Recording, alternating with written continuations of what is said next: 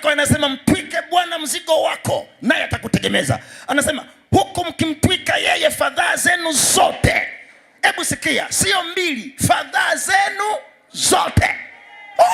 Fadhaa zenu zote.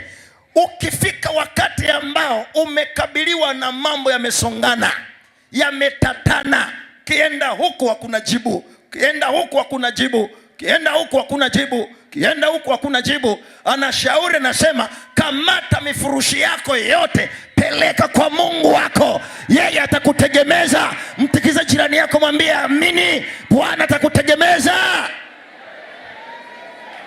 Sema amina, haleluya. Niendelee nisiendelee? Yeye hujishughulisha sana. Hebu angalia huo mchaka wa Bwana. Mwanadamu, angalia vile Mungu anakupenda. Anasema hujishughulisha sana na mambo yenu.